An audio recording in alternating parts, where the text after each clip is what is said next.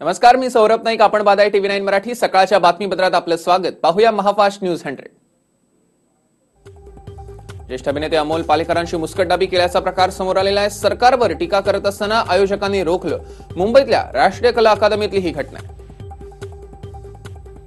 कर्जमाफीसह विविध मागण्यांसाठी पुणदांबा गावात अन्नत्याग आंदोलनाला बसलेल्या शेतकऱ्यांच्या मुलींनी आज अखेर 5व्या दिवशी आंदोलन मागे घेतलं.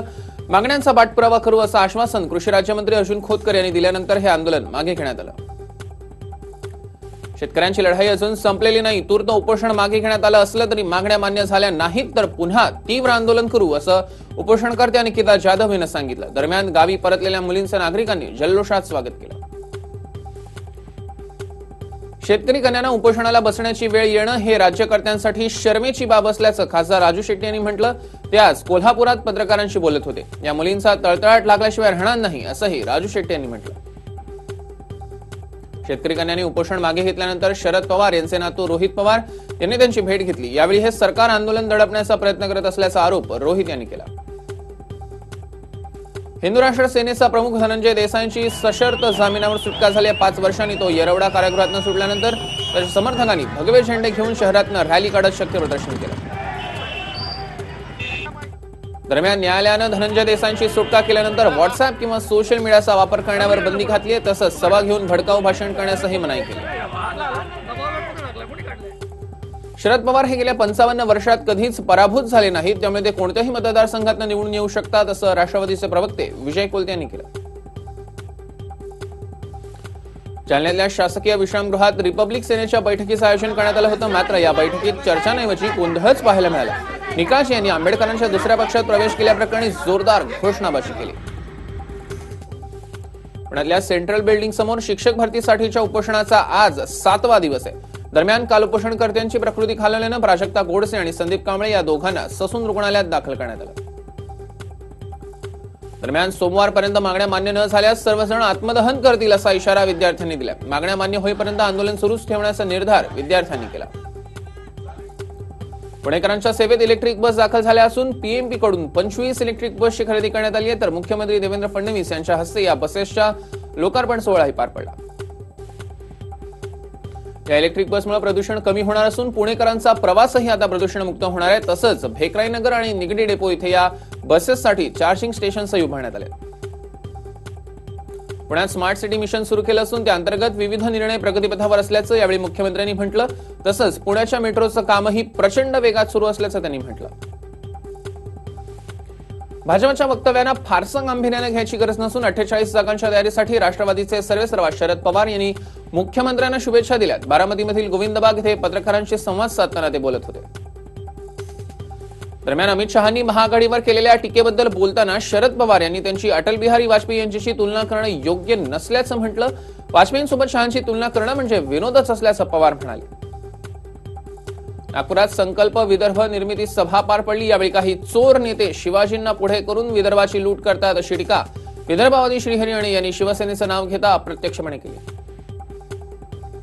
एल्गार परिषदेबाबत सरकारकडनं दडपशाही सुरू असून एल्गार परिषदेनंतर झालेल्या परिषदेबाबत पुणे ग्रामीण आणि शहर पोलिसांमध्ये मतभिन्नता असल्याचं प्रकाश आंबेडकरांनी म्हटलं. प्रकाश आंबेडकर यांच्या सभांना गर्दी होते पण त्यांना मतं मिळणार नाहीत. तसंच वंचित आघाडीचे आमदारही येणार नाहीत असं वक्तव्य रामदास आठवले यांनी केलं. आंबेडकरांनी माझं ऐकलं असतं तर मी मुख्यमंत्री झालो असतो असंही ते म्हणाले. पंढरपूरच्या माढा लोकसभा निवडणुकीच्या उमेदवार पदाच्या चर्चेला उधाण आलं असताना शरद पवार यांनी सांगोल्यात दुष्काळ परिषदेला हजेरी लावली. दरम्यान पवार साहेबांचा पराभव करायचा असेल तर मोदींनी रिंगणात उतरावं असं खुलं आवाहन जिल्हाध्यक्ष दीपक साळुंखे यांनी केलं. तर महाराष्ट्राच्या आणि दिल्लीच्या हितासाठी पवार साहेबांनी निवडणूक लढवावी अशी मागणी शेतकरी कामगार पक्षाचे नेते आमदार जयंत पाटील यांनी केलं. दरम्यान राष्ट्रवादीच्या नेत्यांसोबत चर्चा करून उमेदवारासंदर्भातला निर्णय घेऊन पवार म्हणाले. राष्ट्रवादी काँग्रेस पक्षाची निर्धार परिवर्तन यात्रा मुंबईतल्या घाटकोपरमध्ये संपन्न झाली. कांजूरमार्गमधून चालत या यात्रेला सुरुवात करण्यात आली. तर विक्रोळीच्या टागोरनगरमध्ये भव्य सभा घेण्यात आली. दरम्यान ज्या उमेदवाराचा जयघोष केला जात होता तो उमेदवार संजय पाटील हाच या निर्धार यात्रेला गैरहजर होता. युती आघाडी सोडण्याबाबत कोणतेच तथ्य नसल्याचंही शशी नहिरला सांगितलं. अमित शहा यांच्या भाषणानंतर राष्ट्रवादीचे नवाब मलिक यांनी त्यांच्यावर सळकून टीका केली आहे. शहांनी 48 जागांपैकी 50 सांगायलाही कमी केलं नसतं असं नवाब मलिक म्हणाले. नुकताच रिलीजच्या वाटेवर असलेल्या रागा या सिनेमावर सचिन सावंत यांनी मत व्यक्त केलं. या सिनेमाशी काहीच देणं घेणं नसल्याचंही सावंत म्हणाले. नाशिकच्या सटाणा शहरातील जलवाहिनीद्वारे पुनंद धरणातनं पाणी देण्यासाठी कळवण तालुक्यातील शेतकऱ्यांसह सर्वपक्षीय नेत्यांनी तीव्र आंदोलन सुरू केलं. आंदोलनादरम्यान आंदोलनकर्त्यांनी पुनंद धरणावर जाऊन जलसमाधी घेण्याचा प्रयत्न केला. यावेळी पोलिसांनी आंदोलकांना अटक करून काही वेळानं सोडून दिलं. डान्सबार पुन्हा सुरू करण्याचा सुप्रीम कोर्टाने घेतलेल्या निर्णयाविरोधात पनवेलमध्ये आज निषेध सभा घेण्यात आली. यावेळी आर पाटलांच्या कन्या तृप्ती देसाई तसंच विज्ञा चव्हाण उपस्थित होत्या. पनवेलमध्ये डान्सबारची संख्या अधिक असल्यानं नागरिकांमध्ये संतापाचं वातावरण आहे. दरम्यान मागण्यांची दखल न घेतल्यास डान्सबारमध्ये घुसून डान्सबार बंद पाडण्याचा इशारा समितीकडून देण्यात आलाय. तसंच वर्षा बंगल्यावरही डान्सबारचं प्रात्यक्षिक करण्याचा टोला लगावला. नाशिकमध्ये गेल्या काही दिवसांपासून थंडी वाढली असून नाशकात शनिवारी 4 डिग्री तापमानाची नोंद झाली आहे. शिवाय या तापमानाचा फटका द्राक्ष बागायतदारांना सुद्धा बसलाय. थंडीमुळे द्राक्षांचे मणी तुटू लागले असून द्राक्ष बागायतदार आता हवालदिल झालेले आहेत. दरम्यान वर्षभर मेहनत घेऊनही उभारलेलं द्राक्ष फेकून देण्याची शेतकऱ्यांवर वेळ आली आहे. द्राक्ष लागवडीसाठी 25 ते 30 लाखांचा खर्च येत असून अशा प्रकारे द्राक्ष वाया गेल्यानं शेतकऱ्यांना मोठ्या आर्थिक तोट्याला सामोरं जावं लागतंय. पालघरच्या देवखोप गडक पाण्यात राहणारे शेतकरी तान्या परहाड यांच्या घराला अचानक आग लागली. या आगीत संपूर्ण घर जळून खाक झालं. सुदैवानं यात कोणतीही जीवितहानी झाली नाही. परहाड यांच्या घराला आग लागल्यानंतर सिलेंडरचा स्फोट झाला, त्यामुळे आग आणखीनच भडकली. दरम्यान या घटनेमुळे परहाड कुटुंबावर मोठं संकट कोसळलं. जालन्यातल्या आनंद स्वामी गल्लीतील स्वामी मठाच्या शेजारी एका प्लास्टिकच्या गोदामाला आग लागली. या आगीचं कारण समजू शकलेलं नसून यात सुदैवानं कोणीही जखमी झालेलं नाही. कल्याणच्या दुधनाका परिसरात एका जुन्या कोरड्या विहिरीत पहाटेच्या सुमारास एक व्यक्ती पडला. त्याने आरडाओरड केल्यानं परिसरातल्या लोकांनी विहिरीकडे धाव घेतली, मात्र त्याला वाचवण्यापूर्वीच त्याची प्राणज्योत मावळली. दरम्यान काही दिवसांपूर्वी विहिरीत पडलेल्यांना वाचवताना फायर ब्रिगेडच्या 2 कर्मचाऱ्यांचा मृत्यू झाला होता आणि त्यामुळे या घटनेत कोणीही विहिरीत उतरण्याचं धाडस केलं नाही आणि त्यामुळेच अखेर या व्यक्तींचा मृत्यू झाला. अकोल्यातील जवळखेड येथे हरभरा काढताना मशीनमध्ये अडकून 50 वर्ष समाधार इंदोरे या शेतमजुराचा मृत्यू झाला. दहीहंडा पोलीस ठाण्याच्या हद्दीतच हरभरा काढण्याचं काम सुरू असून याच हद्दीत ही घटना घडली. जवळखेडमध्ये कोणतेही प्रशिक्षण नसताना मळणी यंत्रावर काम करायला दिलं जातं, त्यामुळे शेतमजुरांचे जीव धोक्यात येत असल्याच्या अनेक घटना समोर येत आहेत. उस्मानाबादच्या मुरुम शहरात 9 महिन्याच्या गर्भवती पत्नीची तिच्याच नवऱ्यानं गळा दाबून खून केल्याचं समोर आलंय. त्यानंतर आरोपी विनोद पवार यांना स्वतःहून पोलीस ठाण्यात हजर होऊन या क्रूर हत्येची कबुली दिली. विनोद हा हुंड्यासाठी गरोदर पत्नीचा छळ करत होता. त्यातून झालेल्या वादातूनच हे कृत्य घडलं. दरम्यान आरोपीला कडक शिक्षेची मागणी पीडितेच्या कुटुंबियांनी केली. 15 दिवसांपूर्वी मुंबई खार पोलिसांनी कार्टर रोडवर नाकाबंदी केली असतानाच एका बाईक स्वारानं त्यांना जोरदार धडक दिली. यात एक पोलीस हेड कॉन्स्टेबल जखमी असून त्यांना तातडीनं रुग्णालयात दाखल करण्यात आले. अद्याप त्यांच्यावर उपचार सुरू आहेत. तर आरोपी बाईक चालकाला पोलिसांनी अटक केली असून त्याची चौकशी सुरू आहे. मुंबईतल्या सर्वात पॉश भागात ही घटना 15 दिवसांपूर्वी घडली होती. जळगावात वाढत्या गुन्हेगारीला आळा घालण्यासाठी जिल्हा पोलीस दलातर्फे ऑपरेशन ऑल आउट राबवण्यात आलं असून एका रात्रीत या ऑपरेशन दरम्यान 335 आरोपींवर कारवाई करण्यात आली आहे. जळगाव पोलिसांनी नाकाबंदी आणि कॉम्बिंग ऑपरेशनचा वापर करून आरोपींवर कारवाई केली. जळगावमध्ये अवैध व्यवसाय करणाऱ्यांचे या कारवाईमुळे धाबे दणाणले. उस्मानाबादच्या बस स्थानक परिसरामध्ये एका 5 वर्षांच्या चिमुकलीवर पिसाळलेल्या डुकरानं प्राणघातक हल्ला केल्यानं एकच खळबळ आली. अलत्या तांबोळी असं तिचं नाव असून तिच्या डोळ्याला आणि चेहऱ्याला गंभीर दुखापत झाली. मुंबईतील कुलाबा पोलिसांनी फसवणूक करणाऱ्या बँकेच्या अधिकाऱ्याला अटक केली आहे. निकेश कुमार असं या आरोपीचं नाव असून तो मुंबईतल्या बँक ऑफ बडोद्यामध्ये कामाला होता. एका खातेधारकाची एफडी अधिकाऱ्यानं तोडल्यानंतर हा सगळा प्रकार समोर आला. दरम्यान नितेश कुमार याने बँकेतले 18 खातेधारकांचे 29 लाख रुपये लंपास केल्याचं आतापर्यंत उघड झालं. त्यानं आणखीन घोटाळा केला असण्याची शक्यता आता पोलिसांकडून वर्तवली जाते. वाहतूक पोलिसांच्या रस्ते सुरक्षा सप्ताहाला सुरुवात झाली असून याच पार्श्वभूमीवर मुंबई पोलिसांच्या वाहतूक विभागाने देखील लोअर परळच्या हाय स्ट्रीट फिनिक्स मॉलमध्ये हा सप्ताह साजरा केला. यावेळी विविध प्रश्नांच्या माध्यमातून नागरिकांमध्ये जनजागृतीही करण्यात आली. चंद्रपूरमध्ये 5 स्टार बस स्थानक उभारलं जात असून त्यासाठी रेतीऐवजी मातीचा वापर केला जाणार आहे. शिवाय धक्कादायक बाब म्हणजे कंत्राटदारांना कोळसा खाणीची उरलेली माती वापरल्याचं समोर आलंय. परभणीच्या ग्रामीण भागातले रस्ते दीर्घकालीन टिकावेत म्हणून आता जिओ टेक्सटाईल मटेरियल टाकून रस्ता तयार केला जाणार आहे. राज्यातील पहिला प्रयोग हा परभणीत करण्यात येणार आहे. दरम्यान नव्या तंत्रामुळे रस्ते दीर्घकाळ टिकत असल्याचा दावा शासनाने केलाय. साडेगाव ते मंगणगाव असा मिळून 4,98,00,000 हा रस्ता बनवण्यात आला.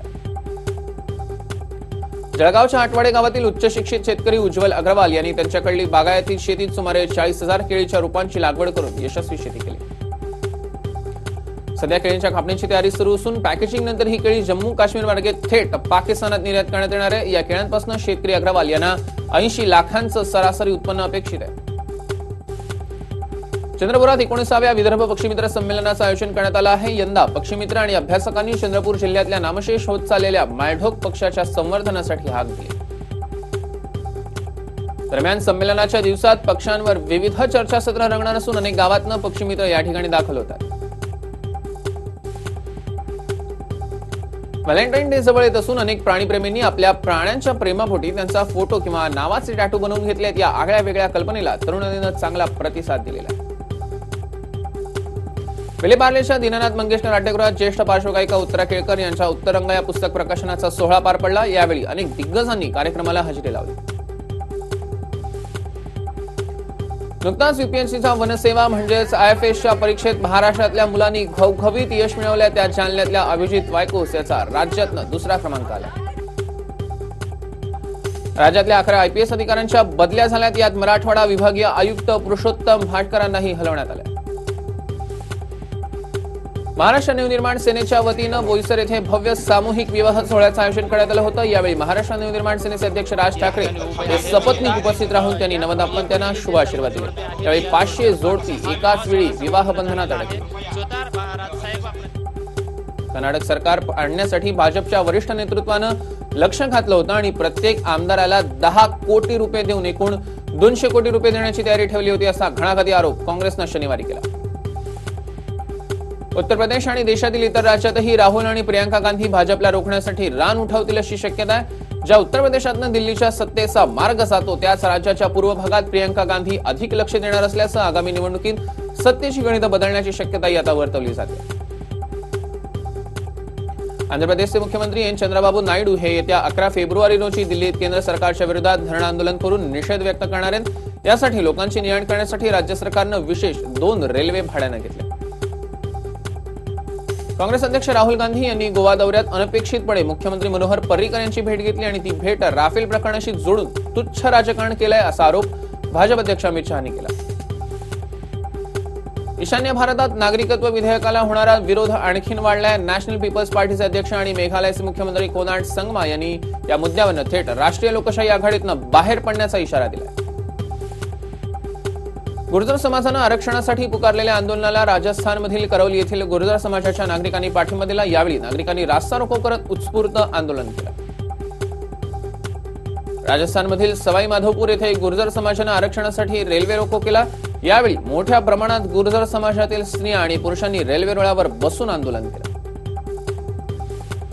उत्तर प्रदेश आणि उत्तराखंड राज्यात विषारी दारूचे 100 बळी गेल्यानंतर बांद्रामध्ये आता पोलिसांनी अवैध दारूवर छापे मारण्यास सुरुवात केली. अमेरिकेतील उपचारानंतर केंद्रीय मंत्री अरुण जेटली भारतात परतलेत.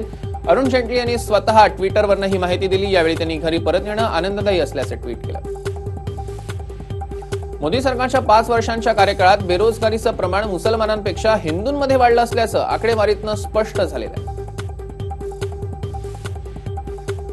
महाराष्ट्र, उत्तराखंडसह आता राजस्थानमध्येही स्वाईन फ्लूनं कहर केलेला आहे. राजस्थानमध्ये 1 जानेवारी ते 8 फेब्रुवारीपर्यंत स्वाईन फ्लूमुळे 100 जणांचा मृत्यू झाला. जम्मू काश्मीरच्या नौशेरा सेक्टरमध्ये पाकिस्तानकडनं शस्त्रसंधीचं उल्लंघन करण्यात आलं. यात एक भारतीय जवान जखमी झाला.